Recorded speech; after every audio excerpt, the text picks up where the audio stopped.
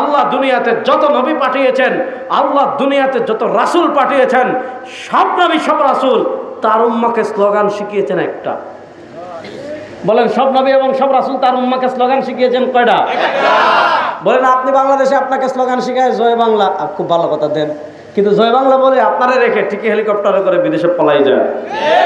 আর আল্লাহ দুনিয়াতে যত নবী পাঠিয়েছেন, আল্লাহ দুনিয়াতে যত রাসূল পাঠিয়েছেন, ইল্লা নূহী ইলাইহি, সব নবী এবং সব রাসূলকে আল্লাহ বার্তা দিয়ে পাঠিয়েছেন। দুনিয়াতে গিয়ে এক স্লোগান শিখাবেন, সেটা হলো কি লা ইলাহা ইল্লাল্লাহ। বলেন না, সেটা হলো কি লা ইলাহা ইল্লাল্লাহ। সুতরাং আমরা লা ইলাহা ইল্লাল্লাহ স্লোগান দেওয়ার জন্য প্রস্তুত আছি তো ইনশাআল্লাহ? লা ইলাহা ইল্লাল্লাহ স্লোগান দেওয়ার জন্য প্রস্তুত আছি তো ইনশাআল্লাহ? বলেন, আমার সাথে স্লোগান দিবেন, তেরা মেরা রিশতা ক্যা? লা ইলাহা ইল্লাল্লাহ। দুই হাত তুলে বলেন, তেরা মেরা রিশতা ক্যা? লা ইলাহা ইল্লাল্লাহ। জোরে বলেন না, মেয়া জয় বাংলা কইলে ওই মেইন রাস্তা থেকে শোনা যাইতো, ইল্লাল্লাহ রাস্তা কম। বলেন, তেরা মেরা রিশতা ক্যা? লা ইলাহা ইল্লাল্লাহ। তেরা মেরা রিশতা ক্যা? লা ইলাহা ইল্লাল্লাহ। তেরা মেরা রিশতা ক্যা? লা ইলাহা ইল্লাল্লাহ। এটাই হলো আমাদের ঐক্য। লা ইলাহা ইল্লাল্লাহ মুহাম্মদুর রাসূলুল্লাহ মানবেন না, আপনি গণতন্ত্রের কথা বলবেন, জাতীয়তাবাদের কথা বলবেন, ধর্মনিরপেক্ষতার কথা বলবেন, আপনার সাথে আমাদের কোনো ঐক্য হতে পারে না। আদর্শের প্রশ্নে কোনো ছাড় নাই। দেখেন, আমি আপনাদেরকে একটা জিনিস বলি, আজকে লা ইলাহা ইল্লাল্লাহ আপনি খানকায় বসে জিকির করবেন, মানুষ আপনাকে জিলাপি দিবে, মিষ্টি দিবে, বলবে মাশাআল্লাহ অনেক বড় বুজুর্গ, গাছে প্রথম আমটা খাওয়াবে, গাছের প্রথম লিচুটা ধরছে খাওয়াবে, কাঁঠাল দিবে, ভালো কথা আলহামদুলিল্লাহ।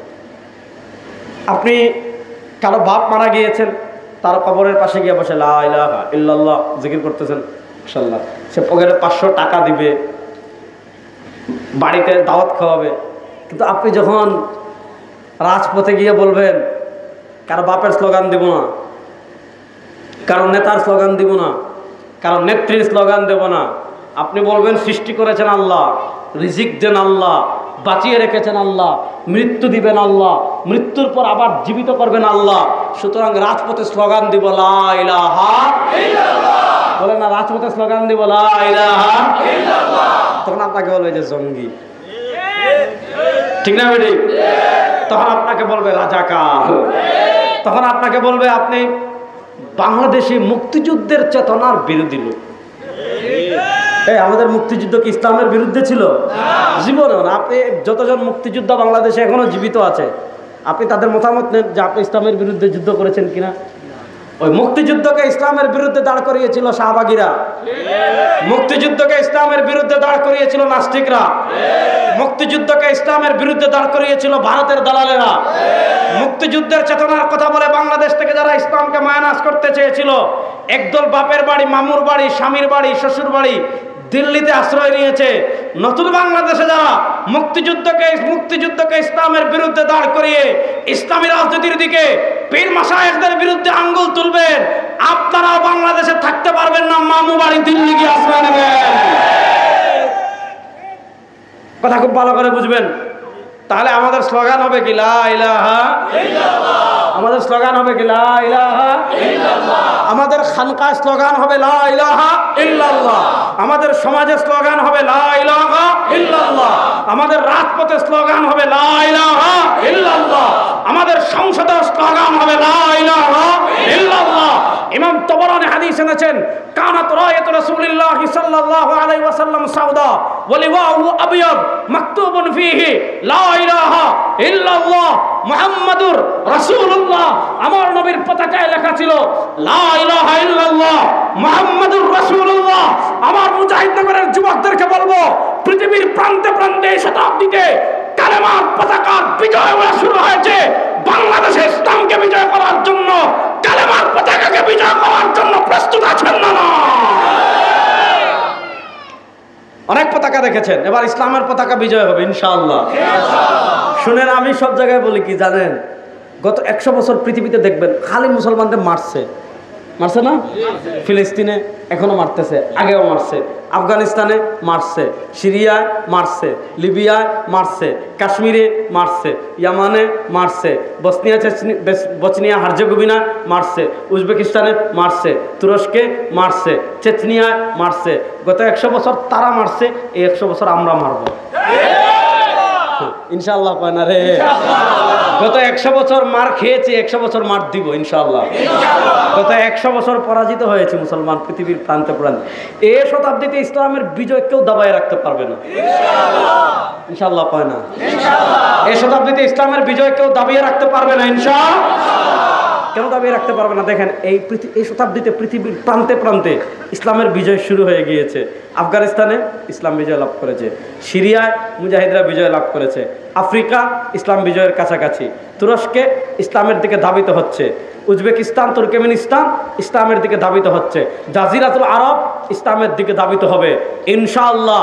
বিশ্বাস চরমোনায় ঘোষণা দিয়েছেন, বাংলাদেশে ইসলামকে বিজয় করা পর্যন্ত, ইসলামের পতাকা উড্ডীন না করা পর্যন্ত আমরা বিশ্রাম নেব না। ইসলামকে বিজয় করার জন্য যুবকরা প্রস্তুত আছেন তো ইনশাআল্লাহ? কারা কারা আছেন দেখে হাত তোলেন। নারায়ে তাকবীর, নারায়ে তাকবীর।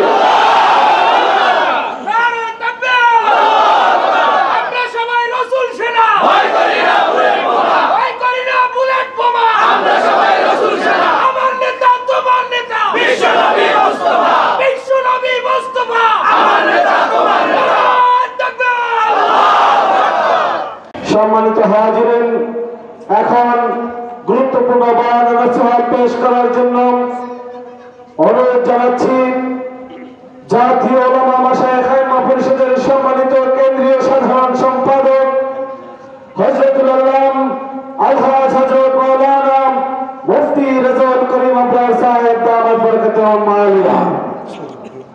আসসালামু আলাইকুম ওয়া রাহমাতুল্লাহি ওয়া বারাকাতুহু। বিসমিল্লাহির রহমানির রহিম। আলহামদুলিল্লাহি রাব্বিল আলামিন ওয়াল আকিবাতু লিল মুত্তাকিন ওয়াস সালাতু ওয়াস সালামু আলা আশরাফিল আমবিয়া ওয়াল মুরসালিন ওয়া আলা আলিহি ওয়া আসহাবিহি আজমাইন, আম্মা বা'দ। قال الله تبارك وتعالى هو الذي أرسل رسوله بالهدى ودين الحق ليظهره على الدين كله ولو كره الكافرون. وقال رسول الله صلى الله عليه وسلم إنه من يعيش منكم بعدي فسيرى اختلافا كثيرا فعليكم بسنتي وسنة الخلفاء الراشدين المهديين تمسكوا بها وعضوا عليها بالنواجذ أو كما قال عليه الصلاة والسلام. আমরা সবাই একবার দরুদ শরীফ পড়ি। اللهم صل على محمد وعلى آل محمد كما صليت على إبراهيم وعلى آل إبراهيم إنك حميد مجيد. اللهم بارك على محمد وعلى آل محمد كما باركت على إبراهيم وعلى آل إبراهيم إنك حميد مجيد. আল্লাহ রাব্বুল ইজ্জত ওয়াল জালালের লাখ কোটি শুকরিয়া আদায় করছি। অনেক আগ থেকে মুজাহিদনগরের নাম আমি শুনেছি, কখনো আসার তৌফিক হয়নি। অনেকগুলো দাওয়াত ছিল, নানা কারণে নানা সময় নানা দাওয়াত মিস্টেক হয়ে গেছে। আজকে জামিয়া কারিমিয়া মুজাহিদনগর মাদ্রাসা লিল্লাহ বোর্ডিংয়ের উদ্যোগে আজকের এই নবম বার্ষিক ওয়াজ মাহফিল হালকায় জিক্রে আল্লাহ তাআলা আমাদেরকে দুনিয়ার সকল কাজ থেকে ফারিগ করে মাগরিবের পর এশার আগে আল্লাহ আমাদেরকে এখানে হাজির হওয়ার, একত্রিত হওয়ার, আসার, বসার, কথা বলার, কথা শোনার তৌফিক দান করেছেন। আমরা সবাই একবার আল্লাহ রাব্বুল ইজ্জত ওয়াল জালালের দরবারে অন্তরের অন্তঃস্থল থেকে কালেমাতুশ শুকর আদায় করছি আলহামদুলিল্লাহ। একটু কিপটামি না করে মন প্রাণ খুলে উচ্চ আওয়াজে সবাই একবার পড়েন আলহামদুলিল্লাহ। মাশাআল্লাহ, খুব লম্বা আলাপ করার সুযোগ নেই, সামনে এশার নামাজ। আজকে আমি যেহেতু মুজাহিদনগর এসেছি, রাসূলুল্লাহ সাল্লাল্লাহু আলাইহি ওয়াসাল্লাম যে সকল লক্ষ্য এবং উদ্দেশ্যকে সামনে রেখে দুনিয়াতে এসেছেন, তার ভিতর গুরুত্বপূর্ণ দুটি লক্ষ্য এবং উদ্দেশ্যকে সামনে রেখে আজকে আলোচনা করব। আল্লাহ তাআলা পবিত্র কোরআনে আমাদের জন্য সুস্পষ্ট ভাষায় কিছু বিধান দিয়েছেন। এই বিধানগুলো বোঝার আগে একটা জিনিস প্রথমে মাথায় বসাতে হবে, আমাদের পরিচয় কি? মুসলিম। বলেন আমাদের পরিচয় কি? আমরা সবাই বলেন আমাদের পরিচয় কি? আমরা এই পরিচয় দিতে কেউ লজ্জাবোধ করার কোনো দরকার আছে? শুনেন, দুনিয়াতে আপনি নিজেকে যত উদার দাবি করেন, আপনি ইসলাম পরিচয় দিতে আজকে অনেকে লজ্জাবোধ করে, যে বলে আমি আসলে সেকুলার। আপনি দেখবেন আমাদের দেশে কত মানুষ আছে তাবলিগে যায়, চরমনার হালকায় জিকিরে বসে, ওয়াজে যায়, টাকা দেয়, ঈদে যায়, এলাকার সবচেয়ে বড় গরু কোরবানি করে। সে কি বলে জানেন? সে বলে ইসলাম তো মাদ্রাসায় থাকবে, ইসলাম তো মসজিদে থাকবে, এর বাহিরে আমি আসলে ইসলামকে চাইও না। এবং সে নিজেকে ধর্মনিরপেক্ষতা সেকুলার পরিচিত করে না? করে। কবরে প্রশ্ন করবে কয়টা? খবরে প্রশ্ন করবে কয়টা? আমার রব্ব। তারপরে কি? ওমা দিন। ওখানে আপনাকে এটাই বলতে হবে, দ্বীন আর ইসলাম। ওখানে আপনি যদি বলেন যে ফেরেশতা, আমি তো কিছু ক্ষেত্রে ইসলাম, কিছু ক্ষেত্রে সেকুলার, কিছু ক্ষেত্রে ইসলাম, কিছু ক্ষেত্রে জাতীয়তাবাদ, কিছু ক্ষেত্রে ইসলাম, কিছু ক্ষেত্রে সমাজতন্ত্রবাদ, কিছু ক্ষেত্রে ইসলাম, কিছু ক্ষেত্রে গণতন্ত্র, কোথায় হলাইব ফেরেশতারা পিটাইয়া।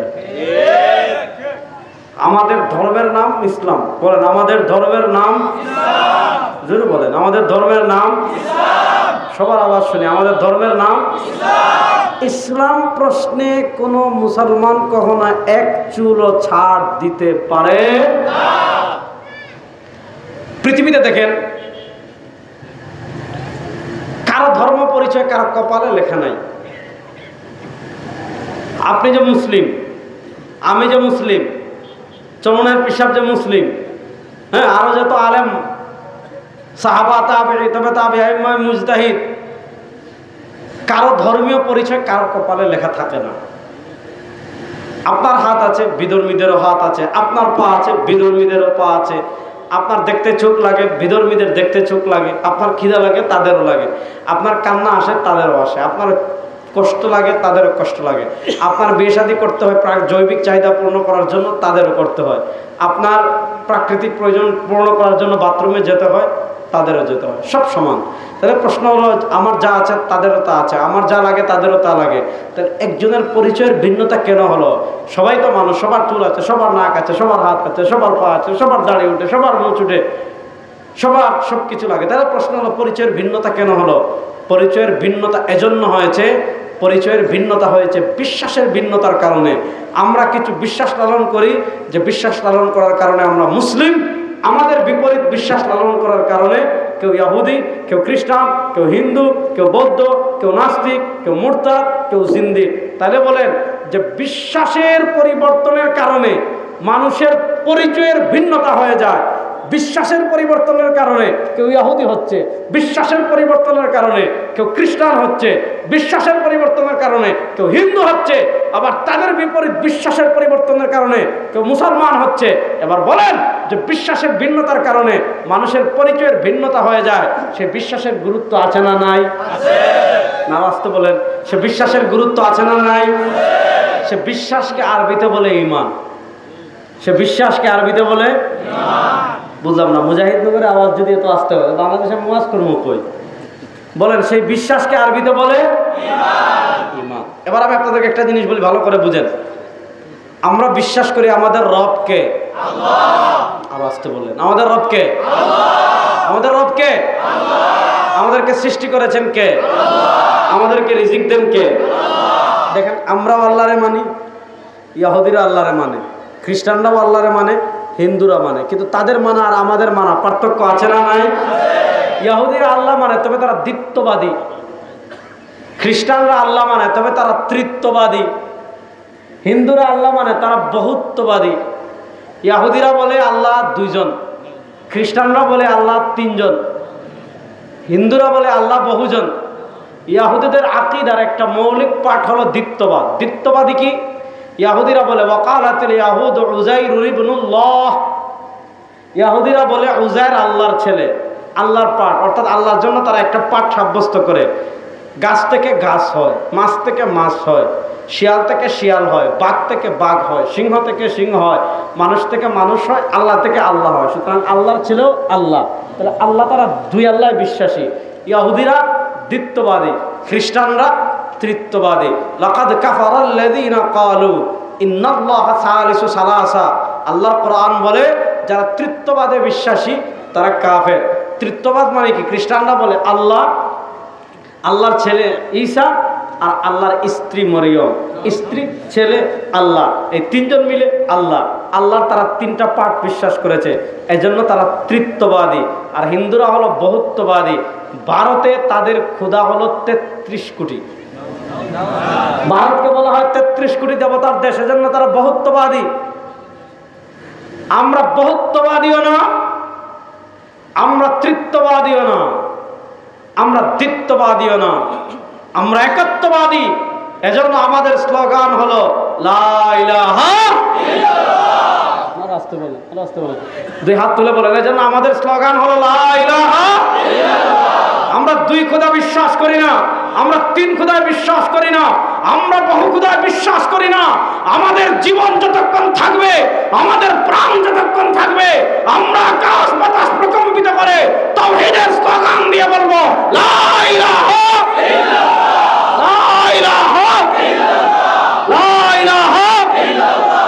আমাদের আল্লাহ এই শাহাদাত আঙ্গুল তুলে বলেন, আমাদের আল্লাহ, আমাদের আল্লাহ।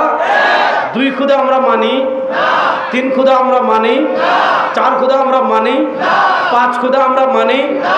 আজকে আমি আপনি অমুকের স্লোগান দেন, অমুকের বাপের স্লোগান দেন, চুরের স্লোগান দেন, খুনির স্লোগান দেন, দুর্নীতিবাদদের স্লোগান দেন, দেশের টাকা বিদেশে পাচার করে তাদের স্লোগান দেন, শরিয়া বিশ্বাস করে না তাদের স্লোগান দেন, কোরআনী আইন বিশ্বাস করে না তাদের স্লোগান দেন, ইসলাম বাস্তবায়ন করতে চায় না তাদের স্লোগান দেন, ধর্মনিরপেক্ষতার ধ্বজাদাদিদের স্লোগান দেন, ভারতের দালালদের স্লোগান দেন। অথচ আল্লাহর কোরআন বলে ওয়ামা আরসালনা মিন ক্বাবলিকা মির রাসূলিন ইল্লা নূহি ইলাইহি আন্নাহু লা ইলাহা ইল্লা আনা ফা'বুদুন।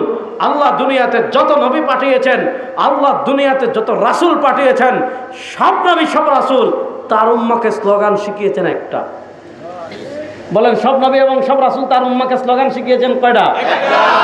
বলেন আপনি বাংলাদেশে আপনাকে স্লোগান শিখায় জয় বাংলা, খুব ভালো কথা দেন, কিন্তু জয় বাংলা বলে আপনারা রেখে ঠিকই হেলিকপ্টারে করে বিদেশে পলাই যায়। আর আল্লাহ দুনিয়াতে যত নবী পাঠিয়েছেন, আল্লাহ দুনিয়াতে যত রাসূল পাঠিয়েছেন, ইল্লা নূহি ইলাইহি, সব নবী এবং সব রাসূলকে আল্লাহ বার্তা দিয়ে পাঠিয়েছেন দুনিয়াতে গিয়ে এক স্লোগান শিখাবেন, সেটা হলো কি লা ইলাহা ইল্লাল্লাহ। বলেন না, সেটা হলো কি লা ইলাহা ইল্লাল্লাহ। সুতরাং আমরা লা ইলাহা ইল্লাল্লাহ স্লোগান দেওয়ার জন্য প্রস্তুত আছি তো ইনশাআল্লাহ? লা ইলাহা ইল্লাল্লাহ স্লোগান দেওয়ার জন্য প্রস্তুত আছি তো ইনশাআল্লাহ? বলেন আমার সাথে স্লোগান দিবেন, তেরা মেরা রিশতা ক্যা? লা ইলাহা ইল্লাল্লাহ। দুই হাত তুলে বলেন, তেরা মেরা রিশতা ক্যা? লা ইলাহা ইল্লাল্লাহ। জোরে বলেন না, জয় বাংলা পেলে ওই মেন রাস্তা থেকে শোনা যাইতো, ইল্লাল্লাহ রাস্তা কম। বলেন তেরা মেরা রিশতা ক্যা? লা ইলাহা ইল্লাল্লাহ। তেরা মেরা রিশতা ক্যা? লা ইলাহা ইল্লাল্লাহ। তেরা মেরা রিশতা ক্যা? লা ইলাহা ইল্লাল্লাহ। এটাই হলো আমাদের ঐক্য। লা ইলাহা ইল্লাল্লাহ মুহাম্মদুর রাসূলুল্লাহ মানবেন না, আপনি গণতন্ত্রের কথা বলবেন, জাতীয়তাবাদের কথা বলবেন, ধর্মনিরপেক্ষতার কথা বলবেন, আপনার সাথে আমাদের কোনো ঐক্য হতে পারে না। আদর্শের প্রশ্নে কোনো ছাড় নেই। দেখেন আমি আপনাদেরকে একটা জিনিস বলি, আজকে লা ইলাহা ইল্লাল্লাহ আপনি খানকায় বসে জিকির করবেন, মানুষ আপনাকে জিলাপি দিবে, মিষ্টি দিবে, বলবে মাশাআল্লাহ অনেক বড় বুজুর্গ, গাছে প্রথম আমটা খাওয়াবে, গাছে প্রথম লিচুটা দর্শক খাওয়াবে, কাঁঠাল দিবে, ভালো কথা আলহামদুলিল্লাহ। আপনি কারো বাপ মারা গিয়েছেন, তার কবরের পাশে গিয়ে বসে লা ইলাহা ইল্লাল্লাহ জিকির করতেছেন, মাশাআল্লাহ, সে পকেটে 500 টাকা দিবে, বাড়িতে দাওয়াত খাওয়াবে। কিন্তু আপনি যখন রাজপথে গিয়ে বলবেন কারো বাপের স্লোগান দিব না, কারো নেতার স্লোগান দিব না, কারো নেত্রীর স্লোগান দেব না, আপনি বলবেন সৃষ্টি করেছেন আল্লাহ, রিজিক দেন আল্লাহ, বাঁচিয়ে রেখেছেন আল্লাহ, মৃত্যু দিবেন আল্লাহ, মৃত্যুর পর আবার জীবিত করবেন আল্লাহ। সুতরাং রাজপথে স্লোগান দিব লা ইলাহা ইল্লাল্লাহ, বলে না রাজপথে স্লোগান দিব লা ইলাহা ইল্লাল্লাহ। তখন আপনাকে বলবে যে জঙ্গি, ঠিক না বেটি? তখন আপনাকে বলবে রাজাকার, তখন আপনাকে বলবে আপনি বাংলাদেশে মুক্তিযুদ্ধের চেতনার বিরোধী লোক। এই আমাদের মুক্তিযুদ্ধ কি ইসলামের বিরুদ্ধে ছিল? জীবনে না। আপনি যতজন মুক্তিযোদ্ধা বাংলাদেশে এখনো জীবিত আছে, আপনি তাদের মতামত নেন যে আপনি ইসলামের বিরুদ্ধে যুদ্ধ করেছেন কিনা। ওই মুক্তিযুদ্ধকে ইসলামের বিরুদ্ধে দাঁড় করিয়েছিল শাহবাগীরা, মুক্তিযুদ্ধকে ইসলামের বিরুদ্ধে দাঁড় করিয়েছিল নাস্তিকরা, মুক্তিযুদ্ধকে ইসলামের বিরুদ্ধে দাঁড় করিয়েছিল ভারতের দালালেরা। মুক্তিযুদ্ধের চেতনার কথা বলে বাংলাদেশ থেকে যারা ইসলামকে মায়ানাস করতে চেয়েছিল, একদল বাপের বাড়ি, মামুর বাড়ি, স্বামীর বাড়ি, শ্বশুর বাড়ি দিল্লিতে আশ্রয় নিয়েছে। নতুন বাংলাদেশে যারা মুক্তিযুদ্ধকে ইসলামের বিরুদ্ধে দাঁড় করিয়ে ইসলামী রাজনীতির দিকে পীর মাশায়েখদের বিরুদ্ধে আঙ্গুল তুলবেন, আপনারাও বাংলাদেশে থাকতে পারবেন না, মামু বাড়ি দিল্লি গিয়ে আশ্রয় নেবেন। কথা খুব ভালো করে বুঝবেন। তাহলে আমাদের স্লোগান হবে কি লা ইলাহা ইল্লাল্লাহ, আমাদের স্লোগান হবে কি লা ইলাহা ইল্লাল্লাহ, আমাদের খানকায় স্লোগান হবে লা ইলাহা ইল্লাল্লাহ, আমাদের সমাজের স্লোগান হবে লা ইলাহা ইল্লাল্লাহ, আমাদের রাজপথে স্লোগান হবে লা ইলাহা ইল্লাল্লাহ, আমাদের সংসদের স্লোগান হবে লা ইলাহা ইল্লাল্লাহ। ইমাম তাবরানী হাদিস এনেছেন, কানাত রায়াত রাসূলিল্লাহ সাল্লাল্লাহু আলাইহি ওয়াসাল্লাম সাউদা ওয়া লিওয়াহু আবিয়াদ মাকতুবুন ফীহি লা ইলাহা ইল্লাল্লাহ মুহাম্মাদুর রাসূলুল্লাহ। আমার নবীর পতাকায় লেখা ছিল লা ইলাহা ইল্লাল্লাহ মুহাম্মাদুর রাসূলুল্লাহ। আমার মুজাহিদনগরের যুবকদেরকে বলবো, পৃথিবীর প্রান্তে প্রান্তে শতাব্দীতে কালেমার পতাকার বিজয় শুরু হয়েছে। বাংলাদেশে ইসলামকে বিজয় করার জন্য, কালেমার পতাকাকে বিজয় করার জন্য প্রস্তুত আছেন না? অনেক পতাকা দেখেছেন, এবার ইসলামের পতাকা বিজয় হবে ইনশাআল্লাহ। শুনেন, আমি সব জায়গায় বলি কি জানেন, গত 100 বছর পৃথিবীতে দেখবেন খালি মুসলমানদের মারছে না? ফিলিস্তিনে এখনো মারতেছে, আগেও মারছে, আফগানিস্তানে মারছে, সিরিয়ায় মারছে, লিবিয়ায় মারছে, কাশ্মীরে মারছে, ইয়ামানে মারছে, বসনিয়া হার্জেগোভিনা মারছে, উজবেকিস্তানে মারছে, তুরস্কে মারছে, চেচনিয়ায় মারছে। গত 100 বছর তারা মারছে, এই 100 বছর আমরা মারবো ইনশাআল্লাহ। কয় না রে? গত 100 বছর মার খেয়েছি, 100 বছর মার দিব ইনশাআল্লাহ। গত 100 বছর পরাজিত হয়েছে মুসলমান পৃথিবীর প্রান্তে প্রান্তে। এই শতাব্দীতে ইসলামের বিজয় কেউ দাবায় রাখতে পারবে না ইনশাআল্লাহ। কয় না? এই শতাব্দীতে ইসলামের বিজয় কেউ দাবিয়ে রাখতে পারবে না ইনশাআল্লাহ। কেন দাবিয়ে রাখতে পারবে না? দেখেন, এই শতাব্দীতে পৃথিবীর প্রান্তে প্রান্তে ইসলামের বিজয় শুরু হয়ে গিয়েছে। আফগানিস্তানে ইসলাম বিজয় লাভ করেছে, সিরিয়ায় মুজাহিদরা বিজয় লাভ করেছে, আফ্রিকা ইসলাম বিজয়ের কাছাকাছি, তুরস্কে ইসলামের দিকে ধাবিত হচ্ছে, উজবেকিস্তান, তুর্কমেনিস্তান ইসলামের দিকে ধাবিত হচ্ছে, জাজিরাতুল আরব ইসলামের দিকে ধাবিত হবে ইনশাআল্লাহ। বিশ্বাস চরমোনাই ঘোষণা দিয়েছেন, বাংলাদেশে ইসলামকে বিজয় করা পর্যন্ত, ইসলামের পতাকা উড্ডীন না করা পর্যন্ত আমরা বিশ্রাম নেব না। ইসলামকে বিজয় করার জন্য যুবকরা প্রস্তুত আছেন তো ইনশাআল্লাহ? কারা কারা আছেন দেখে হাত তুলেন। নারায়ে তাকবীর, নারায়ে তাকবীর।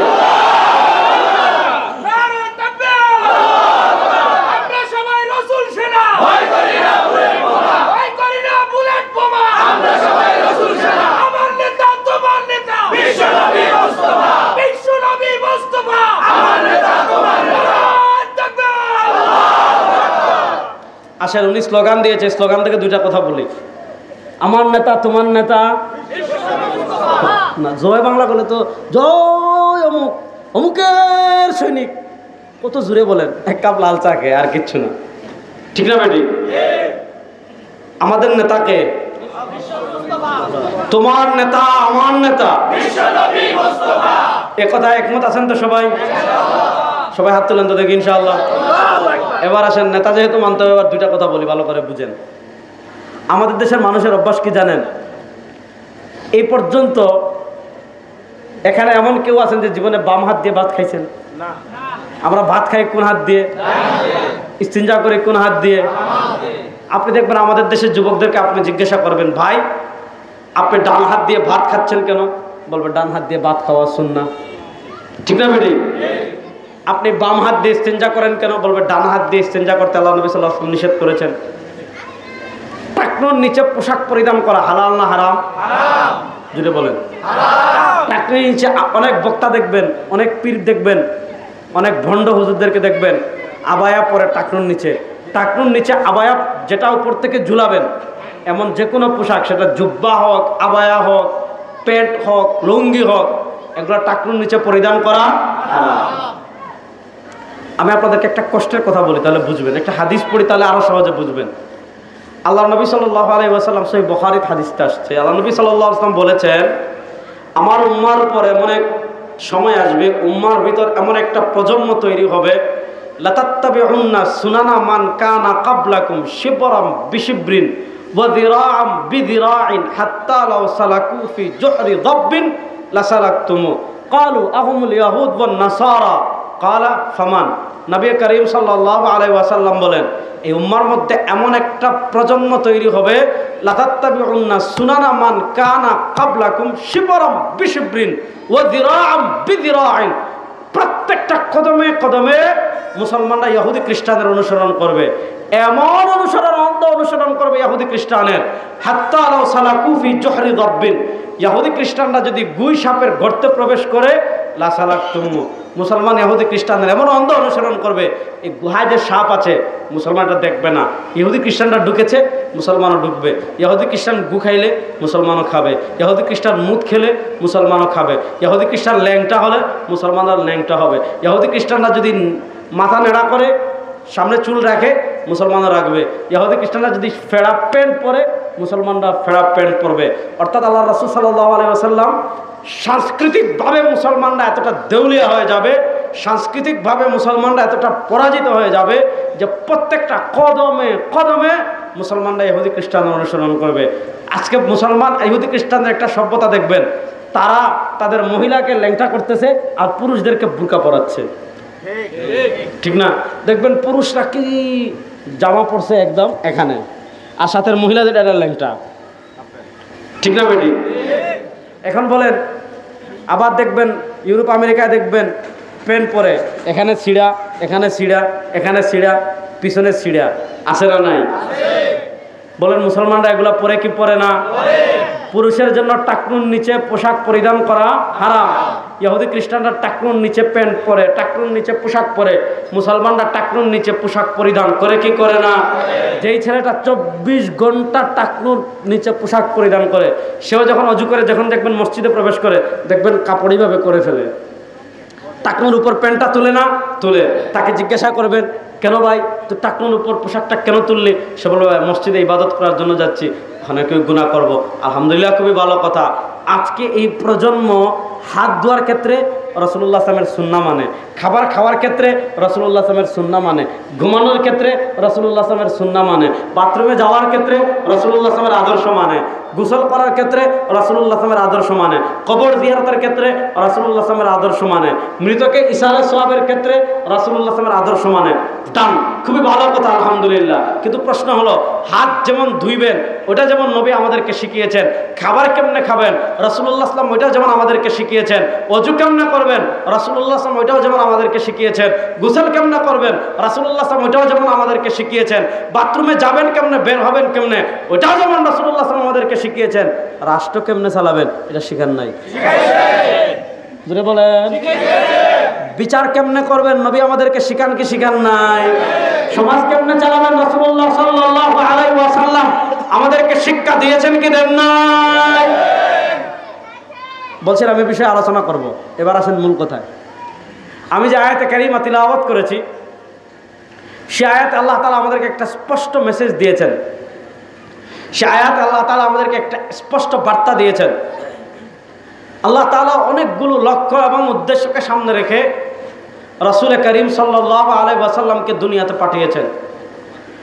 যে সকল লক্ষ্য এবং উদ্দেশ্যকে সামনে রেখে আল্লাহ নবী সাল্লাল্লাহু আলাইহি ওয়াসাল্লামকে দুনিয়াতে পাঠানো হয়েছে, তার ভিতর অন্যতম একটা লক্ষ্য এবং উদ্দেশ্যকে আল্লাহ কোরআনে বলেন, হুয়াল্লাযী আরসালা রাসূলাহু বিল হুদা।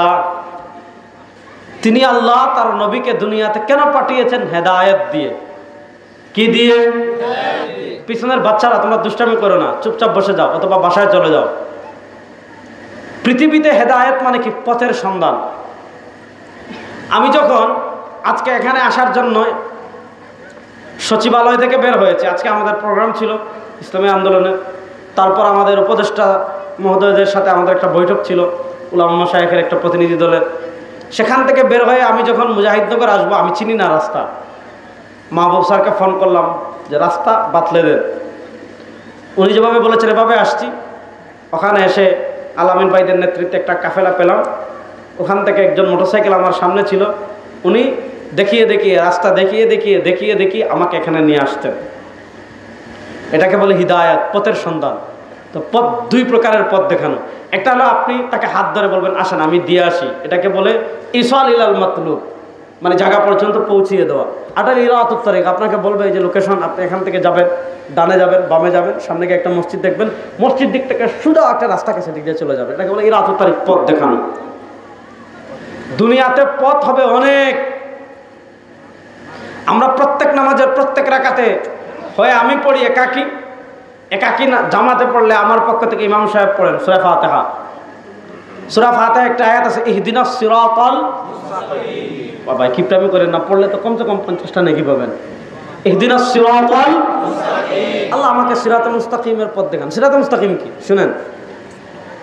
হযরত আব্দুল্লাহ ইবনে মাসউদ রাদিয়াল্লাহু তাআলা থেকে বুখারী শরীফে হাদিস আসছে। হযরত আব্দুল্লাহ ইবনে মাসউদ রাদিয়াল্লাহু তাআলা থেকে তাফসীর ইবনে জারীর তাবারিতে হাদিস আসছে, আন্না রাসূলুল্লাহ সাল্লাল্লাহু আলাইহি ওয়াসাল্লাম খাত্তা খাত্তান ওয়া ক্বালা হাযা সিরাতুম মুস্তাকিম সুম্মা খাত্তা আন ইয়ামিনিহি খুতুতা ওয়া আন শিমালিহি খুতুতা ওয়া ক্বালা ফাফি রাসি কুল্লি তারিকিন শাইতান ইয়াদউ আন-নাস ইলা নারি জাহান্নাম। আমরা যেমন এখানে বসে আছি, আমি কথা বলছি, আপনারা শুনছেন। আল্লাহ নবী সাল্লাল্লাহু আলাইহি ওয়াসাল্লাম একদিন সাহাবায়ে কেরাম রিদওয়ানুল্লাহি আজমাইনকে এইভাবে বসে আছেন। আল্লাহ নবী সাল্লাল্লাহু আলাইহি ওয়াসাল্লাম সাহাবায়ে কেরাম রিদওয়ানুল্লাহি আজমাইনকে এইভাবে বসে থেকে কি করছেন? খাত্তা খাত্তান একটা সোজা দাগ দিয়েছেন। সোজা দাগ দিয়ে বলেন আমার উম্মাহ, এই যে আমি সোজা দাগ দিলাম, ফাহাদা সিরাতুম মুস্তাকিম, এই সোজা পথটাই হলো জান্নাতের পথ। সুবহানাল্লাহ। বাসায় গিয়ে জুড়ে বলবেন, না আসতে হবে। আর যদি লামা যাবে ক্যান্সারে ধরে দেন আল্লাহ সুবহানাল্লাহ আলহামদুলিল্লাহ আল্লাহু আকবার, জুড়ে বলা যাবে না। দলিল লাগলে আমার কাছে আসবেন, দলিল দিয়ে কবর দিয়ে দিব ইনশাআল্লাহ।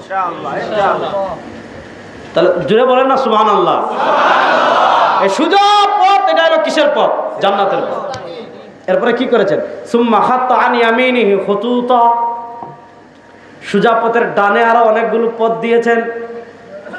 ওয়া আন শিমালিহি খুতুতা, সোজা পথের বামে আরো অনেকগুলো পথ আঁকলেন। এটা দিলেন, এটা সোজা।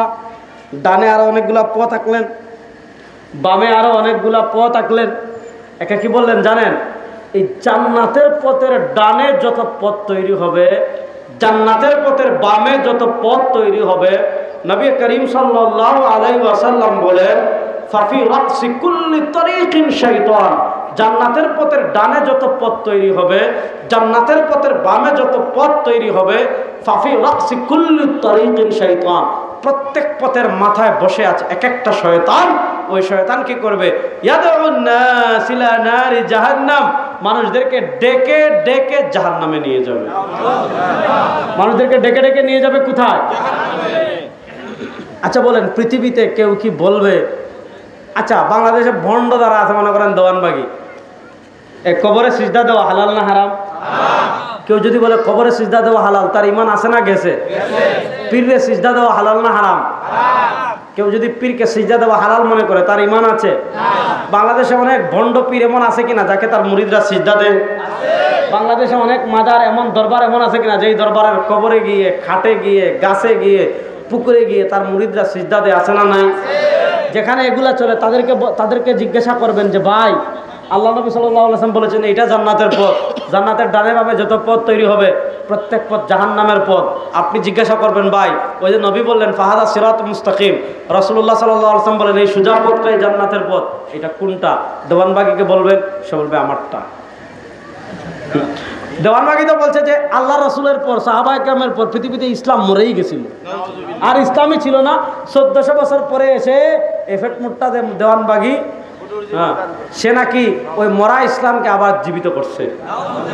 আপনি যে বলছে মরা ইসলামকে জীবিত করেছে, তাকে জিজ্ঞাসা করবেন, এই বুটকা দেওয়ানবাগিকে জিজ্ঞাসা করবেন, ভাই জান্নাতের পথ নবী বললেন একটা, কোনটা? সে বলবে আমারটা। আপনি মাইজ ভান্ডারীদেরকে জিজ্ঞেস করবেন জান্নাতের পথ কোনটা, সে বলবে আমারটা।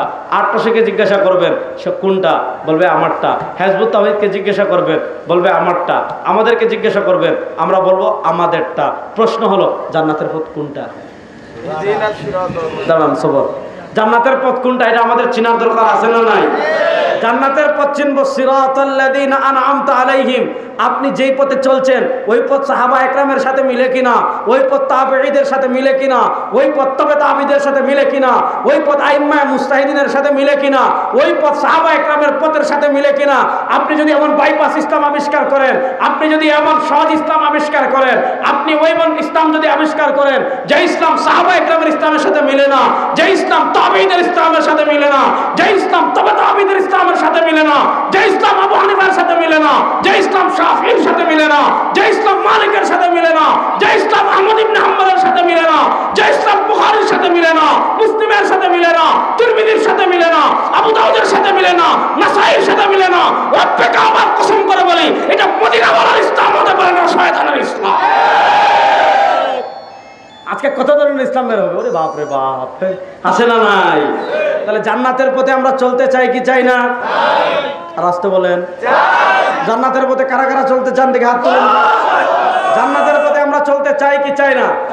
সুতরাং নবী করিম সাল্লাল্লাহু আলাইহি ওয়াসাল্লাম যেই পথ দেখিয়েছেন, আল্লাহ নবী সাল্লাল্লাহু আলাইহি ওয়াসাল্লামের পথের বাইরে সারা দুনিয়ার মানুষ চলে যেতে পারে, সারা দুনিয়ার সবাই যেতে পারে। নবী যেই পথ দেখিয়েছেন ওই পথের বাইরে 1 ইঞ্চি যাব না। প্রস্তুত আছেন না? ইনশাআল্লাহ। এবার নবীর হেদায়েত কি? আজান হয়ে যাচ্ছে না? আমার তো ওয়াজ শুরুই হলো না এখনো। যাক, সমস্যা নাই, আল্লাহ ভরসা। কি বলেন? জানি, আমি জানি, সমস্যা নেই। আপনি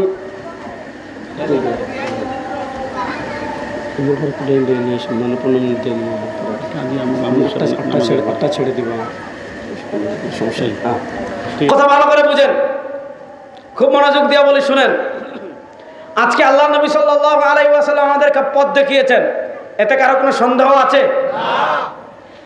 পরিবার কেমনে চলবে তিনি পথ দেখিয়েছেন কি দেখেন নাই? পরিবার কেমনে চলবে আল্লাহ নবীর সন্ধান, আল্লাহ নবী আমাদেরকে দিক নির্দেশনা দিয়েছেন কি দেন নাই? সমাজ কেমনে চলবে দিক নির্দেশনা আছে না নাই?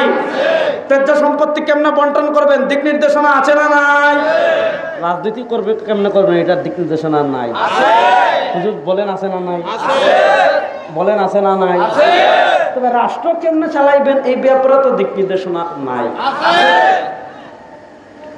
ভালো করে বুঝে বলেন, রাষ্ট্র কেমনে চালাবেন আল্লাহ নবী সাল্লাল্লাহু আলাইহি ওয়াসাল্লামের দিক নির্দেশনা আছে না নাই? বিচার কেমনে করবেন আল্লাহ নবী সাল্লাল্লাহু আলাইহি ওয়াসাল্লামের দিক নির্দেশনা আছে না নাই? সমস্যা হলো কি জানেন, আমরা আল্লাহ নবী সাল্লাল্লাহু আলাইহি ওয়াসাল্লামের ডিরেকশন মানে কোথায়? খাবারের ক্ষেত্রে। আপনি ব্যয় বাড়ি গেছেন, খাইতে খাইতে খাইতে খাইতে খাবার এখানে চলে আসছে, তখন বলে খাবারের পর মিষ্টি খাবার সুন্নত, ঠিক না বেটি? খাবারের ক্ষেত্রে আল্লাহ নবী সাল্লাল্লাহু আলাইহি ওয়াসাল্লামের ডিরেকশন যেমন আছে, ঘুমানোর ক্ষেত্রে আল্লাহ নবী সাল্লাল্লাহু আলাইহি ওয়াসাল্লামের ডিরেকশন যেমন আছে, রাষ্ট্র পরিচালনার ক্ষেত্রে আল্লাহ নবী সাল্লাল্লাহু আলাইহি ওয়াসাল্লামের ডিরেকশন আছে না নাই? তিনি আমাদেরকে পথ দেখিয়েছেন কি দেখেন নাই? দেখুন, একটা রাষ্ট্র হতে হলে 5টা জিনিস লাগে। তাইফা মুসলিমা, একটা মুসলিম সম্প্রদায় লাগে। আমাদের দেশে তাইফা মুসলিমা, ঐক্যবদ্ধ মুসলিম সমাজ আছে না নাই? আছে। 2 নম্বর তাইফা মুসলিমা, একটা হলো ভূখণ্ড লাগে, ভূখণ্ড। আর 2 নম্বর তাইফা মুসলিমা, একটা মুসলিম ঐক্যবদ্ধ মুসলিম সম্প্রদায় লাগে। 3 নম্বর নাসবুল ইমাম, মুসলিম শাসক লাগে। 4 নম্বর ইনফাদে শরিয়া, শরীয়ত লাগে, মানে যিনি শরীয়ত বাস্তবায়ন করবেন। যেখানে ভূখণ্ড পাওয়া যাবে, আর্জ পাওয়া যাবে, ঐক্যবদ্ধ মুসলিম সমাজ পাওয়া যাবে, ইসলামী মানে মুসলমানদের শাসক পাওয়া যাবে যিনি শরিয়া বাস্তবায়ন করবেন। 1 নম্বর ভূখণ্ড, 2 নম্বর মুসলিম, 3 নম্বর শাসক, 4 নম্বর মনোযোগ, 1 নম্বর ভূখণ্ড, আমাদের একটা ভূখণ্ড আছে। 2 নম্বর মুসলিম সংখ্যাগরিষ্ঠতা, ঐক্যবদ্ধ মুসলিম সম্রাট, মুসলিম সংখ্যা, এটাও আমাদের আছে। 3 নম্বর মুসলমানদের শাসক লাগবে। 4 নম্বর মুসলমানদের আইন থাকবে। এই 4টা জিনিস যেখানে পাওয়া যাবে ওই জিনিসকে বলা হয় মুসলিম সাম্রাজ্য। বাংলাদেশে দেখেন আমাদের ভূখণ্ড একটা আছে 56,000 বর্গ মাইলের।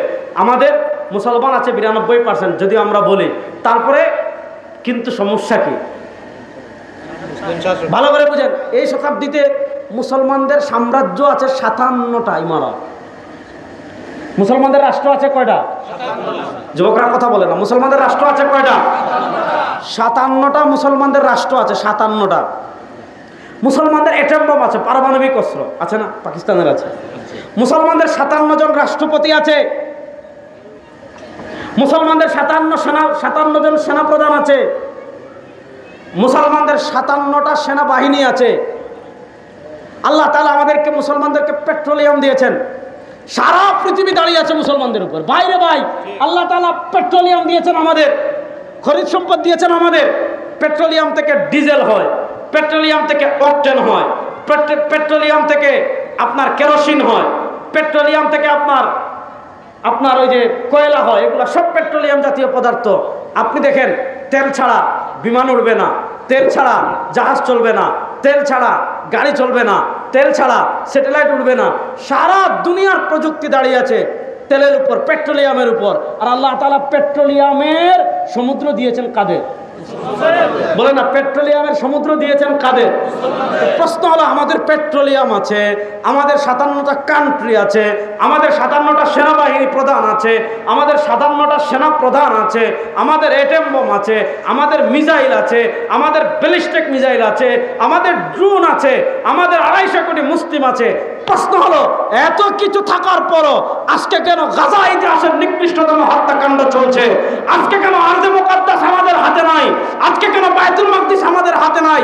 আজকে কেন গাজায় শিশুদেরকে হত্যা করা হচ্ছে, নারীদেরকে হত্যা করা হচ্ছে? আজকে কেন গাজায় হাসপাতালে হামলা করা হয়? আজকে কেন গাজায় বলা হয় একত্রিত হও, তোমাদেরকে ত্রাণ দেব? আজকে ত্রাণ দেওয়ার কথা বলে কেন গাজায় মুসলমানদেরকে শহীদ করা হচ্ছে? এতটা মুসলমান কান্ট্রি থাকতে, এতটা মুসলমান সেনাপ্রধান থাকতে, এতটা মুসলিম সেনাবাহিনী থাকতে, মুসলমানদের পেট্রোলিয়াম থাকতে, মুসলমানদের সেনাবাহিনী এতগুলা দেশ থাকতে, এত সংখ্যক মুসলমান থাকতে, আজকে কেন দিকে দিকে আমরা মার খাচ্ছি? কারণ একটাই, আমরা সংখ্যায় আছি ঠিক, কিন্তু আমাদের রাষ্ট্র ক্ষমতায় যারা বসে আছে সব ইহুদি খ্রিস্টানদের পাঁচাটা গোলাম। সব ইহুদি খ্রিস্টানদের পাঁচাটা। আপনি একটা জিনিস আপনাদেরকে বুঝাই, কি বলবো ভাই আপনাদের। ইরান ব্যালিস্টিক মিসাইল মারে ইসরায়েলের উপর। আমি আজকে বায়তুল মুকাররম বক্তৃতায় বলেছি, ইসরায়েলের বিরুদ্ধে যদি একটা কুকুর দাঁড়ায়, যে ইসরায়েলের একজন সৈন্যরে কামড় দিছে, আমরা ওই কুকুরের পক্ষে আছি। বলেন, ইসরায়েলের বিরুদ্ধে যদি একটা পাখি দাঁড়ায়, আমরা ওই পাখির পক্ষে আছি না নাই? বাংলাদেশে আপনি ইসলামী মূল্যবোধের কথা বলবেন, আবার যে ব্যক্তি ফিলিস্তিনের গণহত্যাকে সাপোর্ট করে, এরপরে হইল ইহুদি জায়নবাদীদের দখলদারিত্বকে সাপোর্ট করে এবং ফিলিস্তিনের বিপক্ষে ন্যারেটিভ দাঁড় করায়, তাদের পক্ষে কথা বলবেন, আবার বাংলাদেশের রাষ্ট্র ক্ষমতায় যেতে চাইবেন। মুনাফিকি বাংলাদেশে আর চলবে না। বলেন, মুনাফিকি বাংলাদেশে আর চলবে? মুনাফিকি বাংলাদেশে আর চলতে দেওয়া হবে? প্রশ্ন হলো ভাই, এই যে 57টা, আপনি চিন্তা করেন, মসজিদে আকসা মনে করেন এই, ফিলিস্তিন মনে করেন এই, গাজা মনে করেন এই, গাজার পাশে মিশর আছে, জর্ডান আছে, কুয়েত আছে, কাতার আছে, বাহরাইন আছে, জাজিরাতুল আরবের সব রাষ্ট্র, সৌদি আরব আছে, কাতার আছে, কুয়েত আছে, জর্ডান আছে, মিশর আছে, হ্যাঁ, ওমান আছে, বা এরপরে আরো কতগুলো, দুবাই আছে। এত মুসলিম রাষ্ট্র থাকতে, এত মুসলিম রাষ্ট্রের সামনে, এত আপনার স্যাটেলাইটের সামনে, এত প্রযুক্তির সামনে আজকে গাজাকে শেষ করে দেওয়া হচ্ছে। কারণ আমাদের লোক আছে, ভূখণ্ড আছে, কিন্তু আমাদের যে নাসবুল ইমাম, আমাদের নেতৃত্ব যারা দেয়, আমাদের ক্ষমতায় যারা যায়, কেউ ইসরায়েলের দালাল, কেউ আমেরিকার দালাল, কেউ ভারতের দালাল। এজন্য তৃতীয়টায় পরিবর্তন আনতে হবে, নেতৃত্বের পরিবর্তন। দেখেন, আফগানিস্তানের নেতৃত্বে তালেবান, মোল্লা ওমর রাহিমাহুল্লাহ, আমাদের হেবাতুল্লাহ আখুন্দ জাদা হাফিজাহুল্লাহ, আল্লাহ নেক হায়াত দান করুক।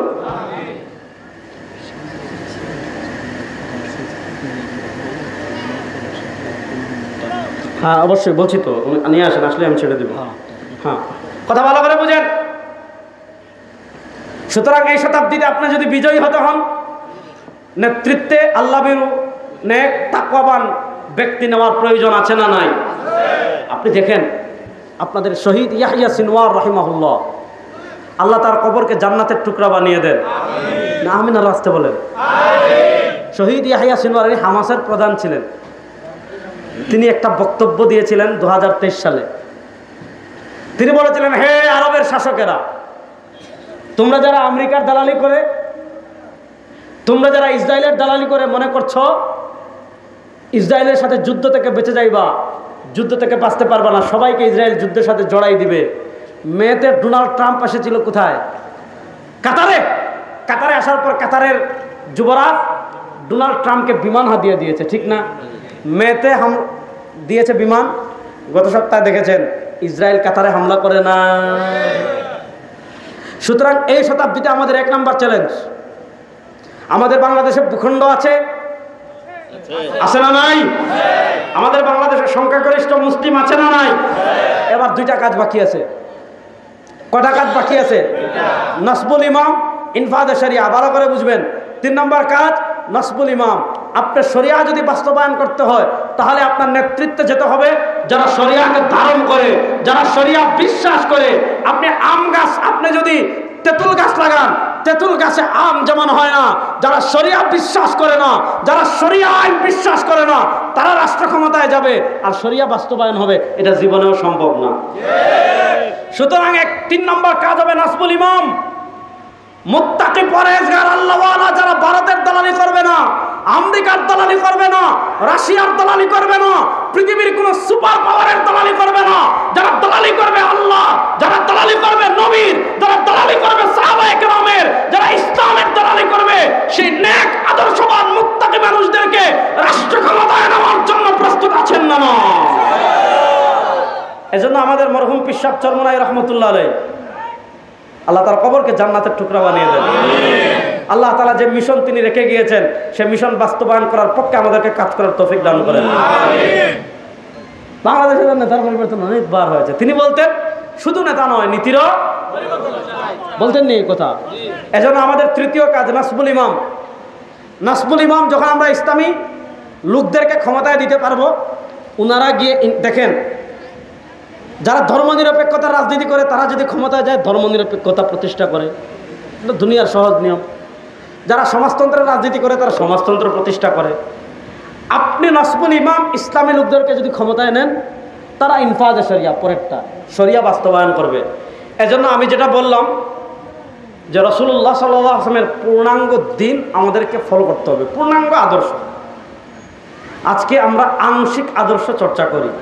এই আংশিক আদর্শ চর্চা থেকে বের হয়ে সব ক্ষেত্রে, সমাজ, পরিবার, রাষ্ট্র, রাজনীতি, সব ক্ষেত্রে নবী করিম সাল্লাল্লাহু আলাইহি ওয়াসাল্লাম যে সুন্নাহ এবং যে আদর্শ আমাদের কাছে রেখে গিয়েছেন, সেই আদর্শের পক্ষে লড়াই করার জন্য, সেই আদর্শ বাস্তবায়ন করার জন্য আপনারা প্রস্তুত আছেন না? না ইনশাআল্লাহ।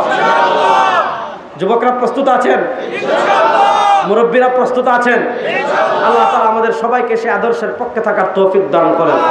এখন তরুণ আলেম মুফতি উমর ফারুক ইব্রাহিম হাফিজাহুল্লাহ, আপনাদের সৌভাগ্য তিনি আসছেন। তিনি এখনো 20 মিনিট সময় আছে আজানে।